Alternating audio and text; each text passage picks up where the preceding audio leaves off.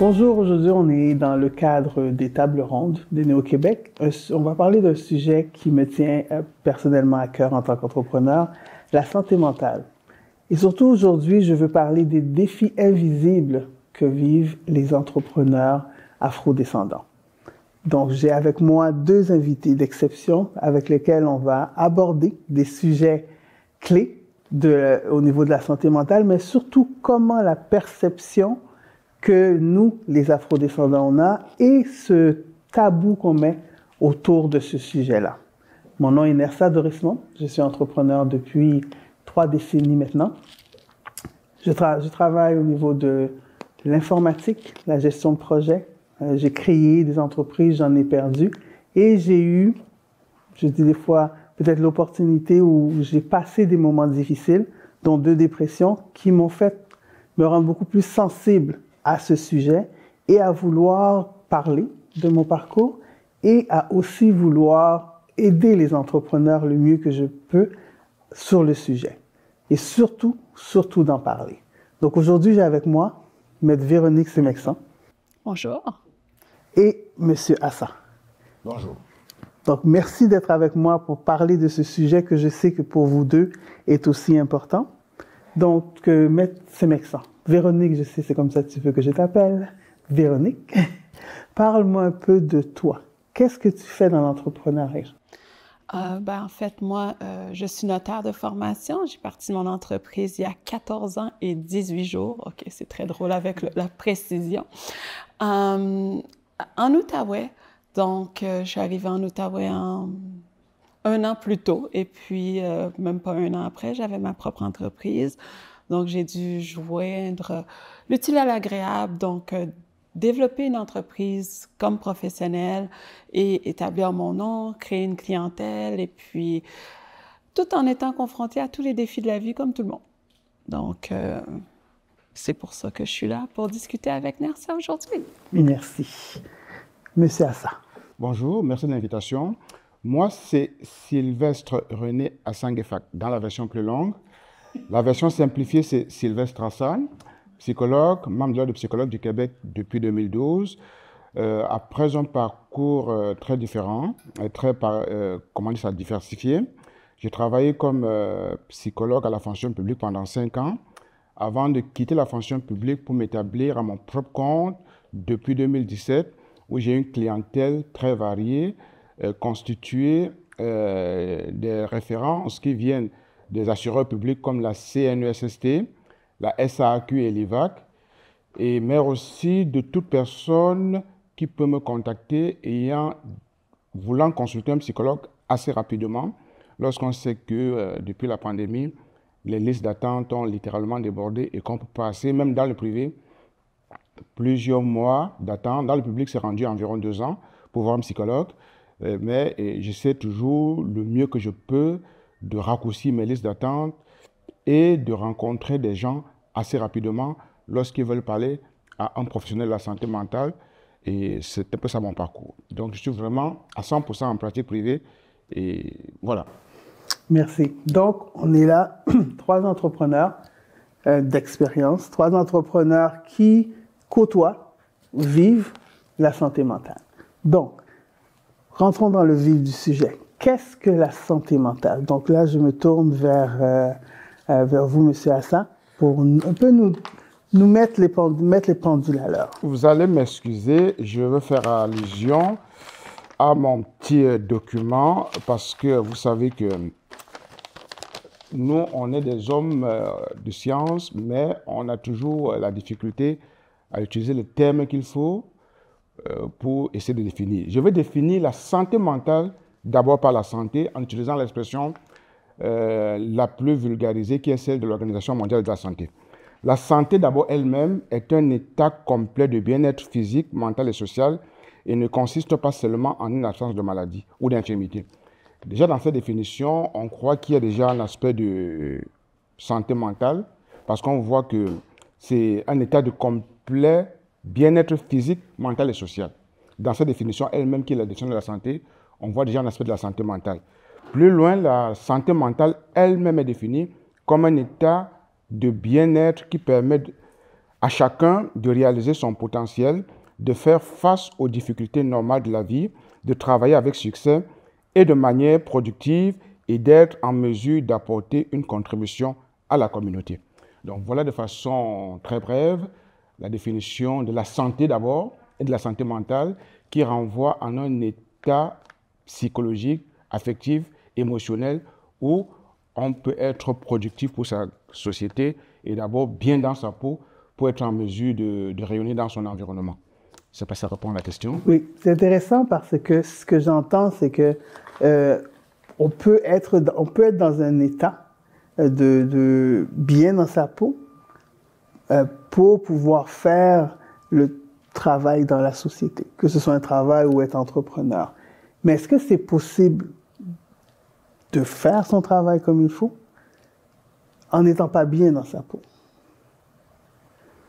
Écoutez, ça renvoie à la notion même de la santé globale parce qu'on a toujours cru que si on pouvait produire, si on pouvait être fonctionnel, si on pouvait se lever le matin, aller travailler, par ricochet, on avait une bonne santé globale et une bonne santé mentale en particulier. Ce n'est pas toujours vrai. On peut être totalement fonctionnel, mais vivre une détresse psychologique qui est incommensurable. Je pense que l'occasion d'en parler en tant qu'entrepreneur, lorsqu'on sait que les défis liés à notre fonctionnement, à notre vie même dans la société, lorsqu'on a des enfants éduqués, lorsqu'on a des factures à payer, lorsqu'on a une voiture à payer, renvoie à une détresse, à une pression sociale qui nous met à rude épreuve, qui met notre santé physique et mentale à rude épreuve. Et on peut totalement être fonctionnel, mais au fond, est-ce qu'on a toujours une bonne santé mentale face aux défis d'une société comme la nôtre où nous vivons? Là est toute la question et je pense qu'on aura l'occasion d'entrer dans plus de détails. Et j'aimerais ça que Véronique peut-être rebondisse sur ça parce qu'on en a parlé un petit peu plus tôt. On travaille fort, c'est ce qu'on disait. Des fois, on travaille trop. Puis j'aimais quand tu disais que tu oublies même quelquefois la journée qu'on est, mais tu continues à le faire quand même. Est-ce que tu t'es déjà posé la question comment ta santé mentale elle va dans ce perfectionnisme-là ou bien sinon ce travail colossal que tu fais? En fait, j'ai jamais pensé au mot perfectionniste, j'ai jamais pensé à rien. C'est pas compliqué, moi, on m'a dit, ici, tout est possible, tu peux créer ton entreprise, tu peux te créer, tu peux travailler, tu peux atteindre les sommets que tu veux. Tout ce que j'ai vu, c'est ça, c'est possible et je travaille. Combien je travaille, combien de temps n'a jamais été la question. Puis, je pense que même très jeune, quand je faisais même mes jobs d'étudiante, je travaillais plus que les autres. Donc là, moi, quand je regarde les gens qui me disent « Oh non, là, oh, je suis fatiguée, je travaille trop », je suis comme « OK ». Fait que ça me met des fois à réfléchir, est-ce que je travaille trop? Mais pour que moi, je finisse par voir que je travaille trop, c'est pas trop que je travaille, c'est que je travaille tout le temps. Je travaille, puis à un moment donné, c'est comme il y a une accélération du temps. Puis, comme je pourrais dire, moi, entre 2020 et 2022, il y a une période que j'ai aucun souvenir.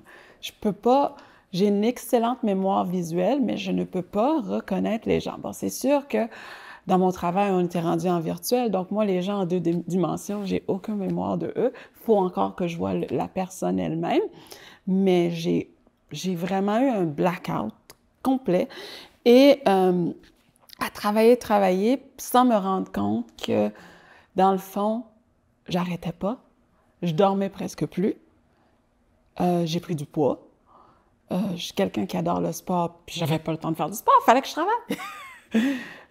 J'aime faire des activités avec les enfants. J'avais pas le temps, puis de toute façon, on en faisait tout le temps, on était tout le temps à la maison. Mais en même temps, est-ce que je les faisais réellement, les activités, ou j'étais là, physiquement? Donc oui, on peut travailler vraiment à un point qu'on en oublie combien de temps qu'on travaille, puis à s'en épuiser, puis à être très sensible. On aurait dit que là, ça prenait pas beaucoup de choses pour que ma mèche, elle explose. Donc, c'était comme, j'étais très fragile aux commentaires négatifs, alors que d'habitude, je suis comme un canard. Dis-moi-en, c'est pas grave. Mais là, c'est comme si j'avais une fragilité à ça, jusqu'au jour que je me suis juste J'ai parlé, j'ai dit, hey, j'ai une grosse assurance, moi. Qu'est-ce que je fais là? Je me suis arrêtée pour je ne sais quelle raison. Puis j'ai eu une conversation avec un client, puis j'ai dit, man, je suis encore là en train de me dire ça, pourquoi je suis là? Puis j'ai pris rendez-vous en ligne avec mon médecin, puis j'ai juste dit, ben, si je réponds à un autre appel, c'est fini. Elle dit, oh, c'est clair. Donc, je me suis rendue dire, c'est fini. Mais le cheminement réel derrière ça, c'était que je me disais que j'avais besoin de repos, puis que je voulais voir comme où est-ce que j'en étais, mais est-ce que j'ai dit que c'est un épisode de santé mentale? Non, non, c'est un épisode que j'avais besoin de dormir. Est-ce que j'ai dormi? Pas vraiment. Donc, tu t'es épuisé, mais tu t'es épuisé parce que tu te rendais compte que tu travaillais trop. Est-ce que tu t'es posé la question, puis je sais que je te repose la question, pourquoi tu travailles autant? Qu'est-ce qui te drive, qui t'a dit, OK, il faut que je performe autant? Bien, j'ai eu la pensée d'abord, j'étais pas capable j'avais de la difficulté à dire à mes clients des délais plus longs. Ouais. Donc, je voulais pas laisser tomber mes clients. Par la suite, bien, j'ai engagé des gens pour m'aider, mais là, la nouvelle génération de travailleurs et de professionnels sont beaucoup plus en écoute de leur être, de comment ils se sentent. Et moi, quand je reçois des gens de plus de 40, 50, eux autres, ils me parlent pas de « Ah, j'ai besoin de savoir combien de vacances que j'ai ». Mais quand je reçois des vingtaines, des trentaines, ben eux autres, on n'a pas parlé de salaire, on a parlé de nombre de semaines de vacances. Fait qu'ils sont beaucoup plus en relation avec qu'est-ce qu'ils veulent et comment. Fait que là, ça m'a ajouté le stress en prenant des employés. Il fallait que je supervise. Puis de l'autre côté, ben je voulais m'assurer, je me suis toujours assurée que jamais, au grand jamais, je vais être en retard d'une journée pour la paye. C'est aussi stupide que ça. C'était comme, oh my God, je pourrais ne pas me payer moi, mais mes employés, ils sont dans le payroll, ils reçoivent leur argent le jeudi à minuit. Puis c'est tout. Donc finalement, j'étais pris dans une espèce de spirale. Il fallait que je travaille pour payer mes employés, mais il fallait que je travaille plus parce que finalement, disons que j'ai commencé avec moi que je dois payer une assistante, mais là, je devais payer moi, une assistante, une autre notaire, ensuite une autre notaire, ensuite un autre assistant. Puis là, j'étais comme, plus le loyer, plus toutes les charges. J'étais comme, non, non, je regarde mes chiffres. Les chiffres me disent que je dois augmenter ma performance. Puis, tu as raison, le mot, moi, c'est plutôt mon rapport à la performance plutôt que perfection. C'est vraiment la performance elle-même. C'est là qui te... Parce que ce que je remarque, parce que moi aussi, j'ai tendance à travailler énormément, je me donne des objectifs toujours plus hauts, puis des fois, je m'assois, je me dis, OK, Nersa, t'étais bien là 2 jours. Là, t'es en train de donner un nouvel objectif, puis toujours ce besoin d'aller plus loin, ce besoin de peut-être déjà avoir la performance, de peut-être meilleure productivité, de réussir mon entreprise. Et puis, comme tu l'as dit, on est dans une terre d'opportunités. On sait qu'on est minoritaire de toute manière. Ce besoin de prouver que, moi, ça c'est moi, là, prouver que, OK, mais nous sommes capables. Les Afro-descendants, on a notre place, on est capable, et peut-être d'aller encore plus loin que dans la communauté d'accueil. Parce que je me souviens, ma mère me disait souvent, je vous ai amené ici, dans cette terre d'accueil. Donc, ça veut dire que vous êtes supposé de vous intégrer et de performer. Donc, ça, c'est resté, je pense que je l'ai tellement entendu, qui fait que je suis toujours à me dire, qu'est-ce que je peux faire de mieux? Où est-ce que je peux aller encore plus loin? Et là, j'aimerais vraiment entendre M. Assas sur ce qu'on vient de dire, parce que je pense qu'on avait parlé un petit peu plus tôt de performance, productivité, travail, surtout des Afro-descendants. Qu'est-ce qui fait qu'on a cette tendance et ce besoin-là? Oui, merci. Dans ce que vous avez dit, on peut dégager 2 ou 3 aspects que je vais tenter d'élucider. Bon, l'addiction au travail, qu'on va appeler dans le terme anglophone workaholic, peut s'expliquer par plusieurs facteurs. Déjà, pour nous autres afro-descendants, on a ce défi de réussir, cette volonté de réussir, dont les parents, vous voyez, interroger toute personne qui immigre ici. Pour ceux qui sont nés ici, n'ont pas la même perception, mais pour ceux qui immigrent ici avec leurs parents ou seuls, vont vous dire, le défi, pourquoi j'ai immigré, c'est d'abord donner un sens à ma vie, et puis pour d'autres personnes, aider mes enfants à avoir un meilleur avenir, et par ailleurs, apporter du soutien à la famille, la plupart du temps rester dans les pays d'origine. Donc, juste ce facteur va nous mettre une pression incroyable. On va se mettre à travailler. Parfois, on va s'oublier pour penser aux autres, guidé par cette envie. On veut réussir absolument. D'autre part, il y a aussi un phénomène qui est très perceptible. Les premiers moments, lorsqu'on arrive, on travaille, mais la plupart du temps, les premiers emplois, que ce soit les emplois étudiants ou les emplois même qu'occupaient nos parents, on va les voir raser les murs, ils vont vivre dans des appartements tout étroits parce qu'on n'a pas assez de moyens. Donc, on veut donc absolument réussir. On ne veut pas, on veut être à l'abri du besoin. Ça nous pousse à travailler, à travailler. Parfois, on a des situations confortables, mais trop, c'est pas assez. On veut toujours aller plus loin et ce qui nous met dans un état de dépassement de soi qui, pour mon domaine, va toujours, à un moment donné, affecter notre santé mentale. On se pousse au point où, à un moment donné, on se brûle littéralement. On se brûle littéralement.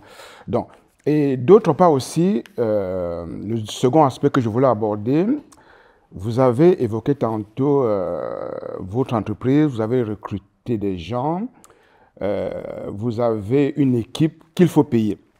Ça renvoie au défi de l'entrepreneuriat.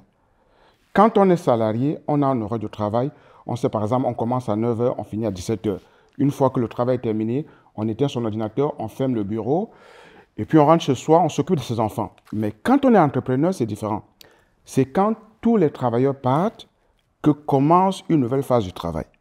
Vous devez vous assurer que le travail était bien fait, que les fichiers des clients est bien tenus, que tel rendez-vous est honoré, que telle facture a été payée, celui qui s'occupe du paiement des factures de loyer, et de tout cela fait que vous travaillez presque sans arrêt au détriment de votre famille, de votre santé physique et de votre santé mentale.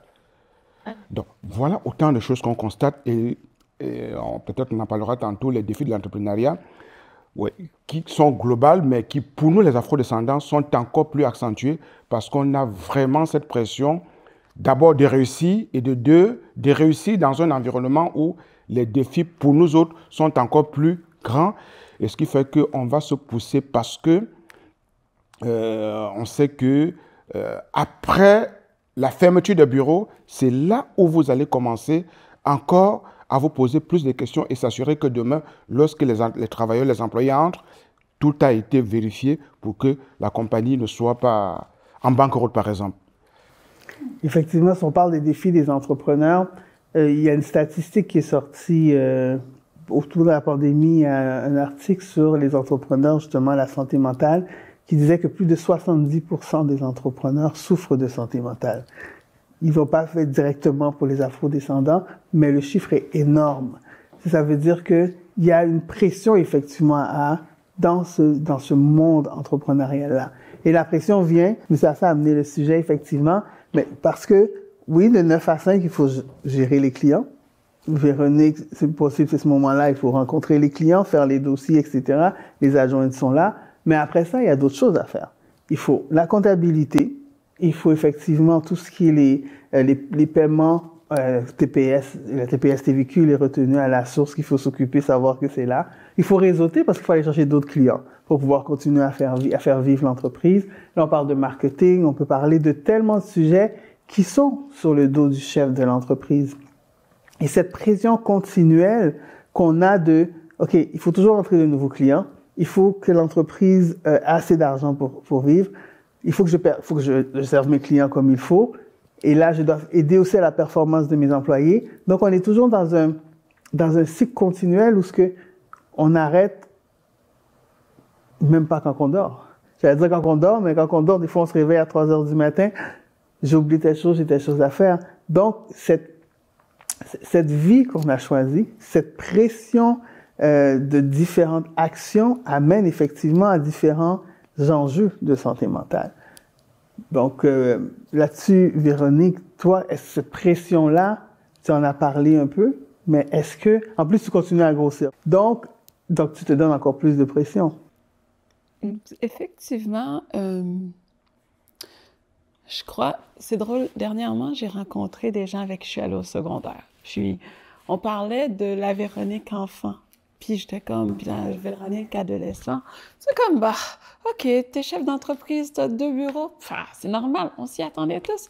T'étais déjà en train de tout nous tirer. Puis je dis, ah, OK, d'accord. Je savais pas. Parce que dans le fond, tu sais, quand on parle de vouloir aller plus loin, de vouloir avoir plus. Moi, écoute, quand ma mère s'est stabilisée avec tous les épisodes, la santé mentale, le tout, puis que là, ben, on l'a... Bon, c'était même pas la santé mentale au départ. C'était vraiment, les services sociaux se sont occupés de nous loger, de nous aider à mettre comme la structure autour de chez nous. Puis moi, j'ai toujours comme... Quand je passe dans une zone, puis ça sent le pipi, ça me rappelle les escaliers des HLM où j'ai grandi.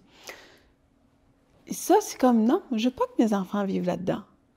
Je ne veux pas. Mais jusqu'où j'ai besoin d'aller? Puis là, tu sais, c'est comme, ça va m'appeler aussi à dire, si ma mère va habiter dans quelque part où que ça ressemble encore, puis ça sent le pipi, mais moi, je suis comme, non, je ne veux pas que ma mère vive là-dedans. Fait que c'est vraiment, oui, effectivement, tu viens avec une idée que tout est possible. Oui, effectivement, tu veux performer, Est-ce que c'est toujours été les chiffres? Tu sais, comme quand je grandissais, moi, 100 000, ça avait l'air d'une énorme somme pour que je me rende compte, ma première année de pratique, que j'ai facturé 130 000, 125 000 quelque chose. Je dis, oh my God, j'ai fait ça. Puis là, tu te dis, OK, bon, il m'en restait à peu près la moitié quand j'avais juste mon derrière à porter. C'est pas si pire. J'ai 27 ans, puis j'ai fait ça, yes. Mais là, après ça, t'as pas de chiffres. Moi, vraiment, ce que j'ai eu comme à me confronter, c'est que je n'avais pas de chiffres limite. J'avais pas établi clairement pour moi-même, c'est jusqu'où je vais me sentir bien. Tu sais, même, j'ai ma meilleure copine du secondaire avec qui on se parle encore. Elle est devenue médecin spécialiste, puis elle aussi est venue à se confronter avec des problèmes de santé mentale et avec les problèmes de jusqu'où on doit aller. Tu sais, comme elle, si elle facture puis qu'elle travaille aussi performant que ses collègues, ben c'est 600 quelques mille là, qu'elle va facturer. Mais après ça, est-ce qu'elle voit ses enfants? Puis c'est la même chose pour moi, là. Tu sais, c'est ce questionnement-là. Vraiment, c'est quand je me suis rendue à me poser la question de « Hey, j'ai pas le temps de faire mon petit sport qui me faisait du bien. Hey, j'ai pas le temps d'aller... » ou j'ai pas de souvenir de mes temps de famille. C'est là que je me suis dit, il y a quelque chose qui va pas, puis j'ai arrêté mon temps parce que c'était important pour moi. OK, c'est vraiment intéressant un peu, parce que je ressens un peu la même chose, c'est ce besoin de toujours dépasser. Je suis comme, OK, mais pourquoi? Et puis effectivement, j'ai pas de limite. Au début, ma limite, c'était, je sais pas, 500 000. Là, je dis, ah, OK, on va peut-être pousser un petit peu plus loin, mais ça amène cette pression-là de toujours, OK, je pousse, et j'aurais aimé, M. Assa, que vous rentrez dans le sujet-là. Pourquoi ce besoin de toujours se pousser? Est-ce que c'est quelque chose qui vient de l'entrepreneur afrodescendant, ou peut-être tous les entrepreneurs sont comme ça, de ce besoin de pousser toujours sa limite encore plus loin? Oui, on va essayer de comprendre, je l'ai abordé déjà tantôt. Le besoin d'aller plus loin en entrepreneuriat est un besoin universel. Il est universel, d'autant plus que, comme une toupie, comme une girouette, qui ne tourne pas assez rapidement sur son axe, on tombe. Le fabricant de ce petit objet que vous avez entre les mains, qu'on appelle le téléphone intelligent, s'il n'innove pas, si la caméra n'a pas assez de mégapixels, s'il n'y a pas assez de mémoire, si l'écran n'est pas assez plus large, si on n'a pas un écran haute fidélité, vous êtes immédiatement ravalé par le concurrent qui va mettre un téléphone beaucoup plus performant et vous êtes immédiatement mort. Il y a le besoin de grandir, le besoin d'innover, le besoin d'être plus performant qui fait partie de l'ADN de l'entrepreneur. Si on revient dans les communautés afrodescendantes, c'est encore plus marqué parce qu'au-delà de ce désir de performer, d'innover, de grandir, nous avons des défis qui font que nous n'avons pas d'autre choix. Il y a les défis liés à l'intégration. Il y a les défis liés au racisme, à la discrimination. Nous sommes différents. Comment aller avoir de nouveaux clients dans un monde constitué de 80 à 90% de personnes qui sont différentes de nous? Nous sommes des minorités.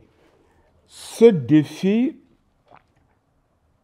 font qu'on n'a pas d'autre choix que d'être plus performant et aller voir chez certains entrepreneurs québécois de souche, n'ayons pas peur de le dire, qui gagneraient certains marchés, qui vont acquérir de nouveaux clients assez plus facilement.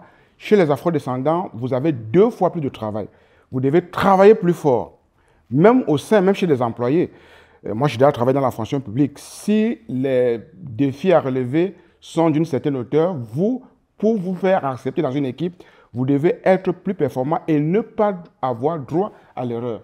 Le jour où vous faites une petite erreur, on pourra vous congédier. Ce matin, je regardais un article publié par Radio-Canada, une employée d'un organisme communautaire qui s'est fait congédier tout simplement parce qu'elle a dénoncé le racisme d'une collègue. Voyez-vous, et c'est autant de défis, autant chez les entrepreneurs que chez les employés, qui vont faire qu'on n'a pas de choix. On doit aller plus haut, plus loin, plus fort, si on veut avoir une entreprise qui résiste au temps et à l'espace. Sinon, oubliez ça, vous êtes mort avant d'être né et on le voit tous les jours. Des gens qui créent des entreprises, vous passez dans un endroit, vous voyez un restaurant avec pignon sur rue, beaucoup de pamphlets, de flyers imprimés, mais passez là-bas 2 ans après, le restaurant a fermé. Donc, on peut en élargir dans bien de secteurs, que ce soit l'informatique, que ce soit les télécommunications, que ce soit des prestataires de services. La concurrence est rude et mettant l'entrepreneur à des rudes épreuves et l'entrepreneur afrodescendant a encore plus de défis à relever s'il veut voir son entreprise demeurer concurrente et efficace sur le marché. Voilà ce que je pense. Il y a quelque chose qui m'interpelle beaucoup quand on parle de santé mentale, surtout pour les afrodescendants, c'est l'héritage. Et l'héritage double qu'on a. Il y a un héritage qui remonte un peu plus loin, qui est l'héritage au niveau de l'esclavage, qu'on le veuille ou non, et aussi l'héritage au niveau de l'immigration, que ce soit de première ou de deuxième génération. Au niveau de l'immigration, moi, je suis né au Québec, donc mes parents sont des immigrants, mais aussi les immigrants qui sont venus et dont les enfants grandissent ici. Donc, c'est un sujet que je voudrais voir comment cet impact que ça a eu de votre côté et aussi comment vous voyez ça, comment vous le sentez et comment vous le vivez, ça. Je vais peut-être commencer par M. Assa. Merci de la question. Oui, il y a un traumatisme collectif que nous vivons lié à notre histoire, qu'on a qualifié en psychologie de traumatisme vicariant. Je ferme la parenthèse pour ne pas utiliser un mot trop technique, mais je vais dire qu'est-ce que c'est. Oui. Que ce soit dans les livres d'histoire, dans les documentaires qu'on nous présente à la télévision, sur des plateformes numériques, on va être au courant de l'esclavage qu'il y a eu il y a de cela 500 ans, dont nous continuons encore aujourd'hui de subir les conséquences, même si nous ne l'avons pas vécu. On sait que ça a été des violations massives des droits humains. On allait prendre des gens qu'on a vendus en esclavage pour travailler dans des plantations. Nous ne l'avons pas vécu, mais le fait de le vivre dans des documentaires, dans les livres d'histoire, chaque mois, en février, il y a le mois de l'histoire des Noirs. Radio-Canada va diffuser une série de documentaires portant sur ce passé nébuleux de l'Occident. Et de façon inconsciente, nous regardons ce document et nous en sommes affectés au point où on va parler de traumatisme vicariant parce qu'on ne l'a pas vécu, mais aujourd'hui, on vit les conséquences. Donc, si on revient beaucoup plus récent, pour moi par exemple, qui a immigré ici, il y a de cela 24 ans, quand j'arrivais, on était moins nombreux, on pouvait vivre toutes sortes de questions liées à nos origines, liées à notre parcours, Quand vous arrivez dans une entreprise, on va vous poser des questions. Est-ce que c'est difficile chez vous? Est-ce qu'il y a la guerre? Comment ça se passe? Parfois des questions qui sont très malaisantes et qui vont avoir une connotation un peu péjorative et je sais pas on va ironiser un peu avec vos origines. Et tout cela affecte notre santé mentale. Tout cela affecte notre santé mentale de telle sorte qu'aujourd'hui, de façon consciente ou inconsciente, dans les communautés afro-descendantes, on vit ce traumatisme, nous vivons cela. Tantôt on parlait il y a de cela 10, 15, 20, 30 ans en arrière, on n'était pas nombreux. Aujourd'hui, nous sommes plus nombreux, les immigrants en général et les communautés afro-descendantes en particulier. Pourquoi? Parce que la croissance de la population québécoise, canadienne, est corrélée à l'immigration. S'il n'y a pas d'immigrants qui rentrent, la population va stagner. Donc, d'année en année, la population croît. Ironie du sort, il y a une croissance des gens venus d'ailleurs. Ironie du sort, on se rend compte que les phénomènes tels que la discrimination, le racisme augmentent. On aurait pu croire que ce jumelage, cette mixité des races, des cultures, devrait favoriser l'acceptation de l'autre. Mais on constate plutôt l'effet contraire. Regardez dans les journaux, regardez à la télévision, regardez dans les médias, il ne se passe de jour sans qu'on ne révèle des cas de profilage racial, le cas de discrimination, de tel travailleur qui a été congédié, de telles remarques liées à sa couleur de peau, à sa religion, à sa race, à ses origines. Je pense que c'est des traumatismes qui marquent collectivement et je crois que au-delà de baisser les bras, je pense que le plus dur reste à commencer parce que même pour vous qui êtes nés ici par exemple, vous l'avez dit tantôt, pour les générations futures, il y aura du travail à faire parce qu'on vit dans une société où on se sent chez soi, mais une fois confronté à l'autre, on vous fait savoir, vous n'êtes pas chez vous. Voyez-vous? Effectivement, parce que la question qu'on se fait poser, je suis sûr, Véronique, se fait poser, tu viens d'où? Systématiquement, on te demande tu viens d'où? Moi, j'aime ça dire, déstabiliser les gens, mais du Québec. Je suis né ici. Donc, ils disent, oh non, mais tes origines, tes parents, voilà, tes parents, ils viennent d'où? Donc, on se fait quand même toujours reposer la question de on vient de où? Et moi, je peux pas dire que je viens d'ailleurs. Oui, mes descendants, mais j'ai vécu mon enfance ici.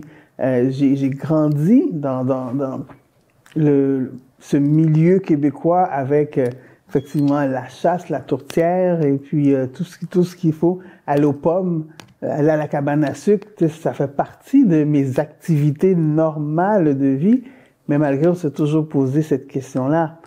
Mes enfants qui sont de deuxième génération, eux autres sont nés de parents nés ici. Ils sont un petit peu plus différents, par exemple. Eux, ils répondent différemment et puis se sentent beaucoup plus québécois. Ils se sentent beaucoup plus ici, comme quoi ils font partie de cet écosystème-là qui est un petit peu différent. Donc, Véronique, j'imagine que toi, en plus, toi, t'es en Outaouais. Donc, toi, t'as vraiment... Ah, Outaouais, c'est cool, mes amis! Oh! Je viens pas de Montréal, j'ai grandi à Québec. Fait que là, je te dis, l'Outaouais, hey, c'est génial! J'adore ce milieu. Moi, j'ai grandi à Québec. Quand je suis arrivée à l'école, c'était une annonce. Tout le monde savait qu'il y avait une nouvelle étudiante d'Haïti, puis ils n'étaient pas sûrs si je parlais français, puis je parlais français aux grandes dames de tout le monde. Ah, ben là, il y a moins de travail. Puis, cela, tu sais, le traumatisme intergénérationnel, c'est drôle que vous en parliez parce que j'ai été l'année dernière pour mon 40e en Guadeloupe et j'ai eu la chance de visiter le musée de l'esclavage. C'est là même que François Hollande a fait sa bourde, mais ce que j'ai compris, quand on parle de traumatisme, moi, c'est quand j'ai vu tous ces gens entravés. Puis là, j'ai découvert qu'est-ce que ça voulait dire, le mot « entravé ». J'aime pas ça. C'est le fait d'avoir des temps chaînés. Donc, je suis comme « Oh my God ». Je porte très peu de bijoux. Donc, j'admire les bracelets sur Nersa. J'admire le collier. J'ai de la difficulté à en porter, puis je ne comprenais pas pourquoi. Puis, enfant, je faisais des crises la nuit. Là. Je me réveillais. Dès que j'avais un peu chaud, si j'avais une petite chaîne, là, je cassais les chaînes, moi. J'étais comme... Jusqu'au jour que j'ai dit à maman, je devais avoir 12 ans, là, laisse tomber, je le porterai pas. Je l'enlevais tout le temps. Tu sais, je devais la mettre le matin pour lui faire plaisir, puis l'enlever. Quand j'ai vu tous ces gens enchaînés, puis que j'ai compris que, dans le fond, il y avait quelque chose que je ne voyais pas, qui, pour moi, m'attachent. Puis c'est drôle parce que après ça, dans mon cours de ma vie, j'ai eu des conjoints qui voulaient m'acheter des bijoux, puis quand ils m'achetaient des chaînes, puis des choses, j'avais toujours l'impression que c'était un acte de possession. Puis là, c'est comme quand je vois tous ces gens enchaînés, je fais comme, oh my God, c'est ça, mon... Tu sais, comme moi, écouter toute la série du mois de l'histoire des Noirs, là, à un moment donné, là, comme je parle à Radio-Canada, qu'est-ce que vous en pensez du mois de l'histoire des Noirs? C'est la bouillie pour les chats. Je suis noire tous les freaking jours de ma vie. J'étais noire à l'école primaire quand il n'y avait pas de mois d'histoire des Noirs, puis qu'on me regardait comme si j'étais un clown, puis que tout le monde voulait toucher ma peau pour voir si ça allait décolorer. J'étais noire à l'école du barreau quand on était juste 2. J'étais noire à l'université quand dans toute ma faculté, on était 3. Je suis noire quand je vais dans une assemblée puis qu'on est tout seul puis qu'on se questionne. Je suis noire quand, à l'hôpital, on regarde à la naissance de ma fille qui est métissée, on la regarde puis on se demande hein? Je suis noire tous les jours.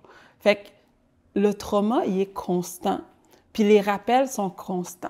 Tu sais, que ce soit dans mon travail, que je communique avec un collègue pour quelque chose, surtout les plus vieux hommes, ils sont plutôt « Oh, ma belle petite dentaire, hey, je suis pas ta belle petite rien. » Non, non. C'est intéressant que tu dises qu'on te le rappelle tout le temps. Et je pense que ça, c'est quelque chose qui est difficile. On nous le rappelle tout le temps, constamment. C'est pas juste qu'on le voit, parce que quand on marche, on arrive au restaurant, donc on est quelque part, on nous le rappelle. Moi, j'ai une anecdote. J'étais allée dans un réseautage pour entrepreneurs, justement, et j'étais la seule noire. Et il y avait un des entrepreneurs avec qui je travaille qui était là. Là, il me dit, ça, il faut vraiment que je te pose une question. Puis je suis désolée de la manière de te poser la question. Je sais que tu es ouvert, je peux te le dire. Pourquoi il n'y a pas plus de noirs dans, justement, ce genre de réseautage-là? Donc là, quand il est arrivé, même moi, je me suis retournée, j'ai dit, OK, je suis vraiment toute seule. Donc, il me l'a rappelé, parce que lui-même, il essayait de comprendre, mais effectivement, on n'est pas beaucoup.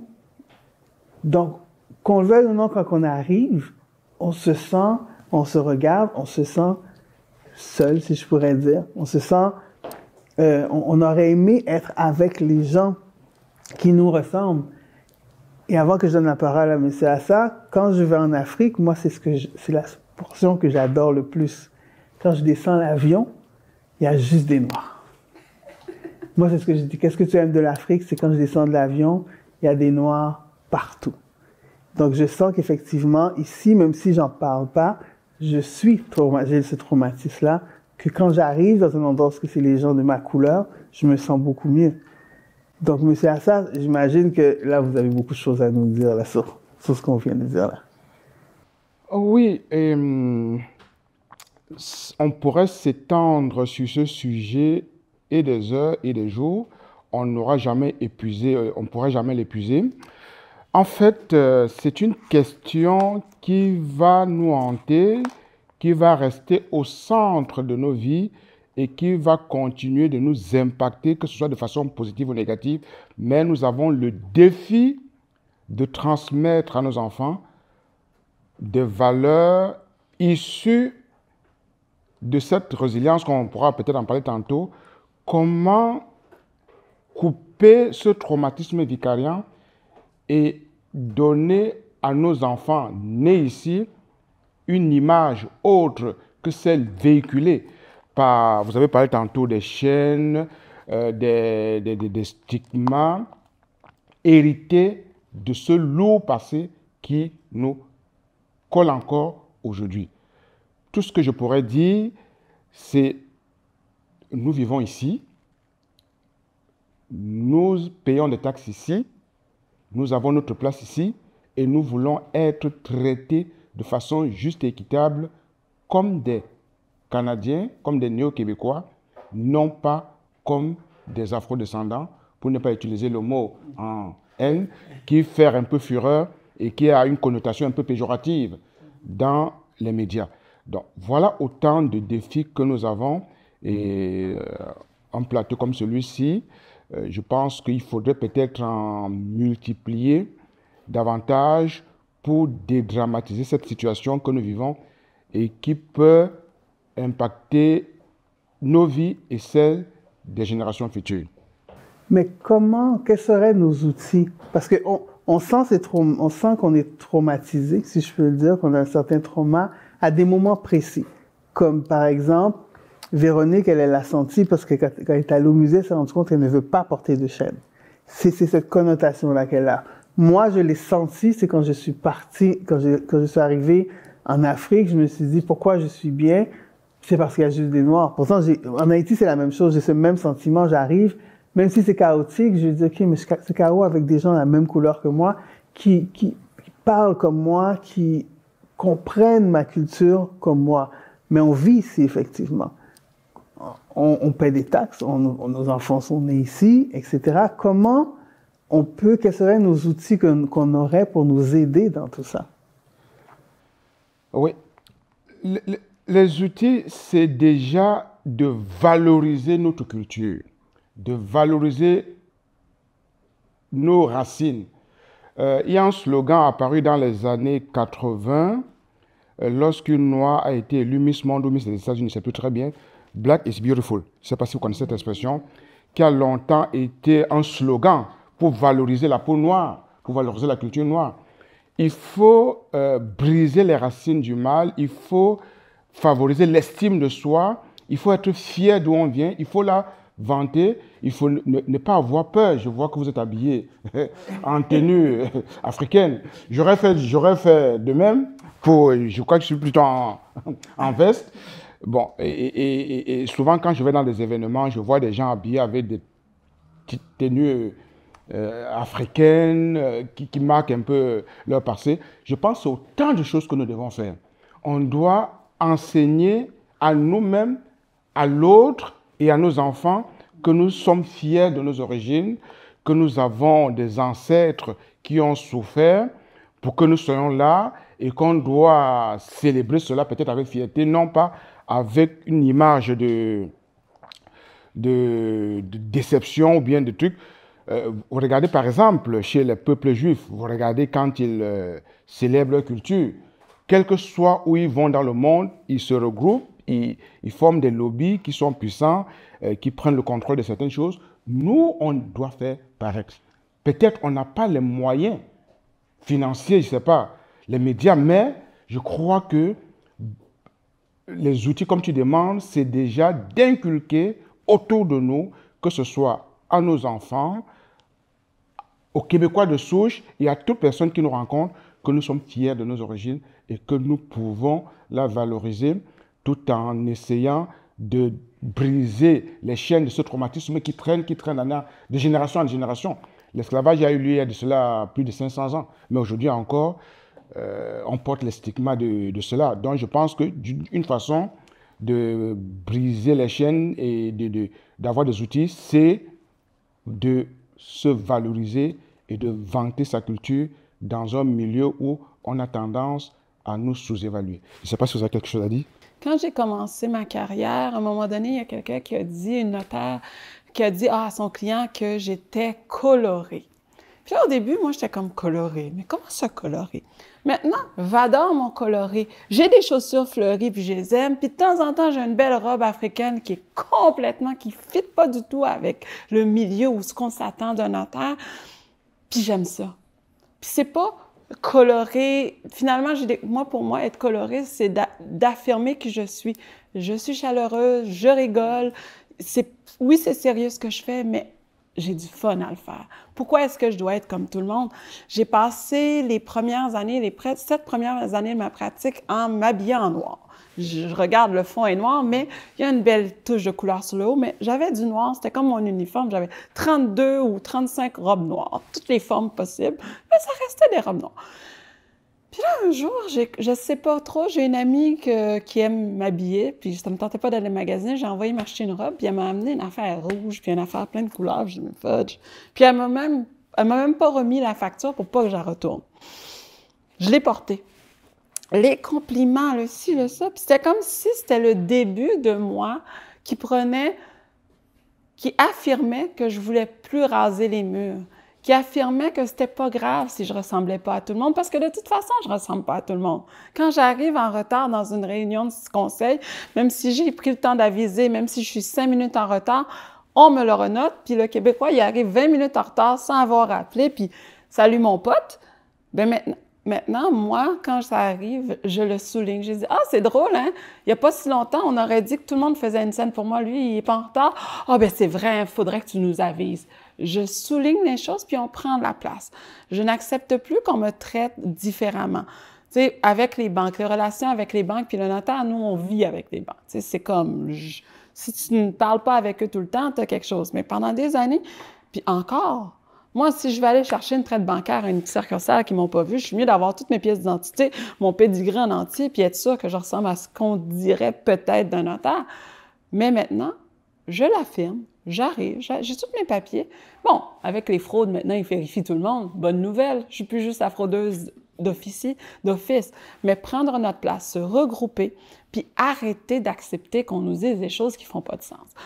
J'ai mon deuxième bureau qui est à Gray-Civil, Québec. Accueil incroyable, by the way. Hein. On parle que les régions n'aiment pas l'immigration. Bon, le pharmacien nouveau, c'est un arabophone. Le deuxième pharmacien, c'est un gars du Congo. Le médecin, c'est un Camerounais. En tout cas, les infirmières haïtiennes, toutes les sortes. Bref, ils nous accueillent à bras très grands ouverts.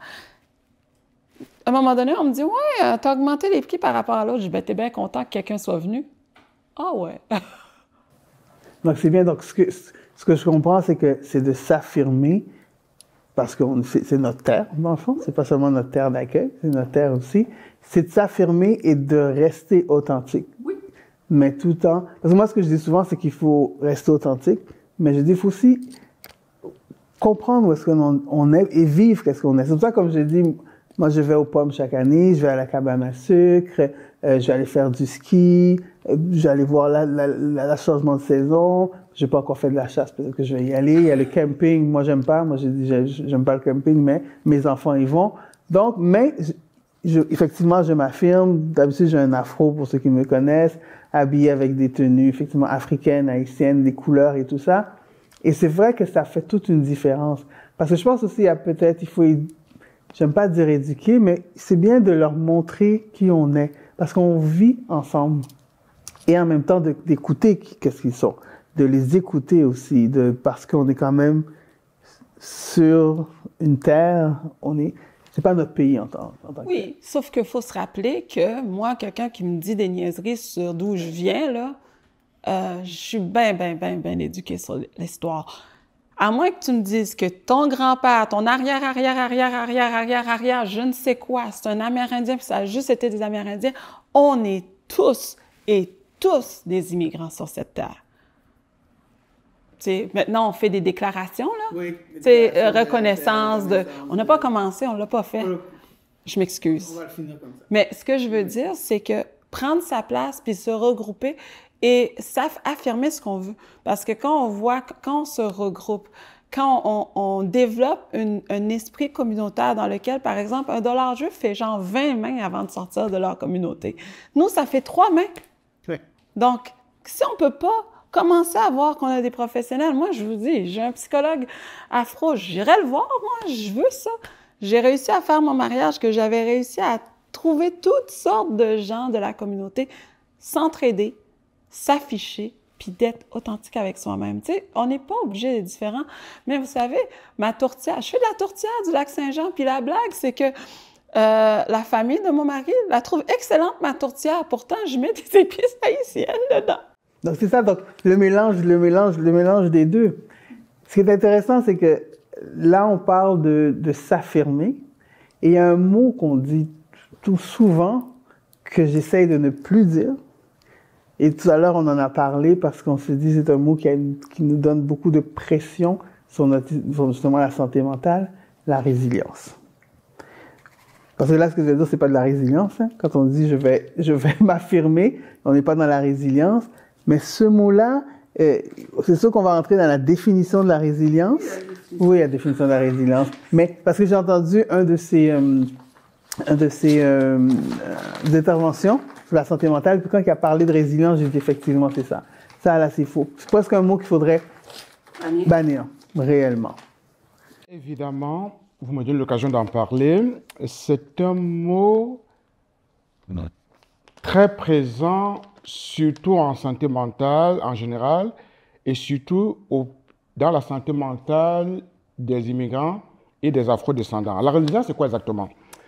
La résilience est un phénomène psychologique qui consiste pour un individu affecté par un traumatisme à prendre acte de l'événement traumatique de manière à ne pas ou ne plus vivre dans le malheur et se reconstruire d'une façon socialement acceptable.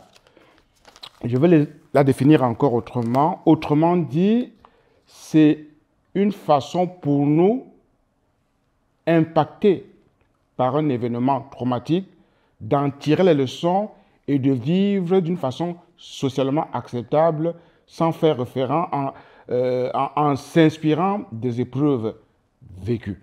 Il y a un exemple que j'aime souvent donner parlant de la résilience pour nous les afro-descendants. Une fois, je regardais à la télévision les images anniversaires du tremblement de terre en Haïti. Vous pouvez voir une telle résilience chez ce peuple-là. Je ne sais pas où on peut tirer des ressources pour continuer de vivre, de rire. Pendant qu'il y avait des édifices effondrés, des routes cabossées, c'était le chaos général. On pouvait voir encore dans un coin des gens qui continuent de parler, de rire, de socialiser et de dédramatiser en quelque sorte ces événements-là. Donc, pour nous, la résilience, c'est bien, mais c'est aussi un facteur qui peut nous amener à croire qu'on est invincible, à croire qu'on ne peut pas être affecté par un événement. On a beau être résilient quand on arrive ici. Par exemple, on arrive dans une entreprise où on travaille, on est victime de discrimination ou de harcèlement, on se montre résilient. On se dit, si ce n'est que cela, j'en ai vu pire. On se montre résilient, on continue sans rien dire, sans poser aucun acte pour corriger le problème. On continue d'endurer la situation, d'endurer parce qu'on se montre résilient, parce qu'on croit qu'on est invincible, jusqu'au jour où malheureusement, des gens poussent le bouchon plus loin. Parce que plus vous vous montrez résilient face à un acte, plus les gens vont aller plus loin, jusqu'au jour où on brise totalement votre carapace de résilience et vous touchez le fond du baril. Donc, la résilience, c'est bien, mais elle ne doit pas nous empêcher de comprendre que nous sommes des êtres vulnérables, qu'on peut aller chercher de l'aide, que de l'aide, ça existe, et que la résilience à elle seule ne peut pas nous permettre de surmonter toutes les épreuves que nous rencontrons. Voilà autant de défis que ramène la résilience.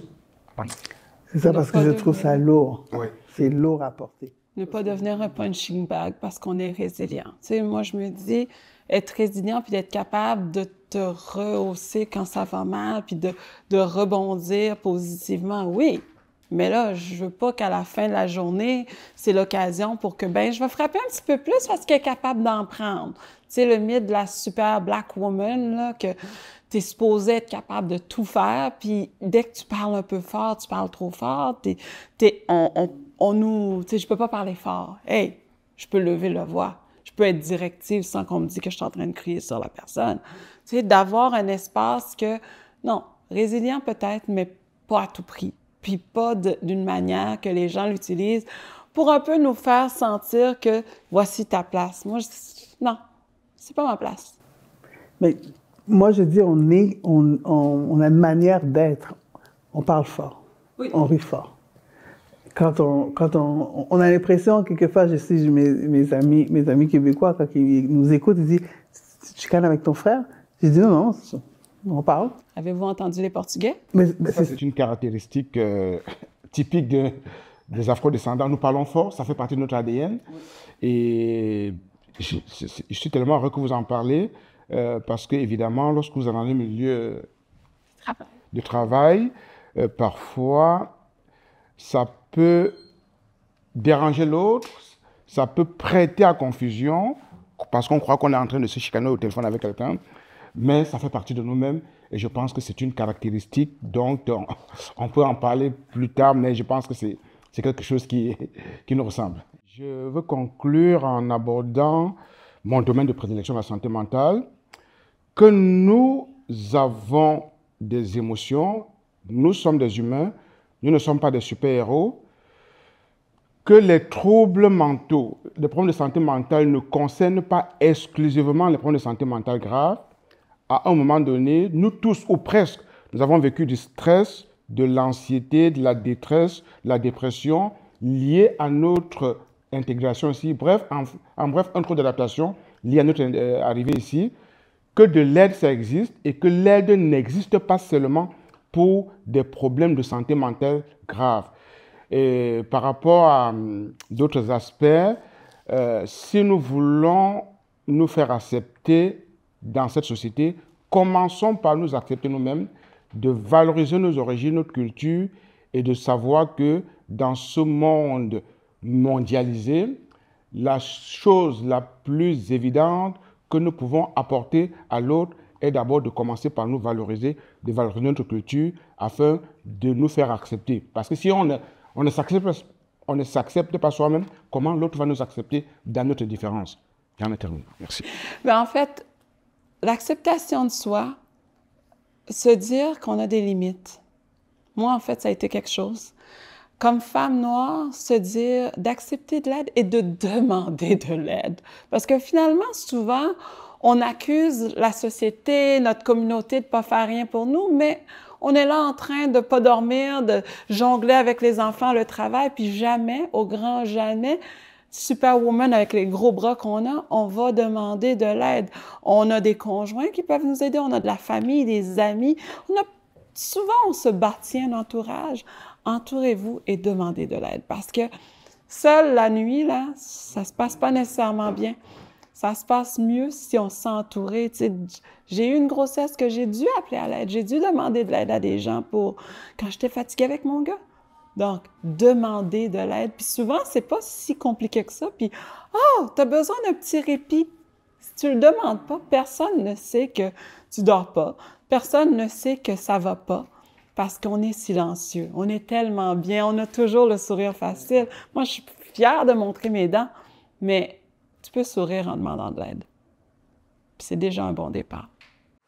Donc, merci beaucoup. Surtout, merci à mes invités d'avoir pris part à cette table ronde sur la santé mentale, surtout sur les aspects invisibles, que peut-être ce serait bien de les rendre visibles. Donc, je vous souhaite une très belle journée ou soirée.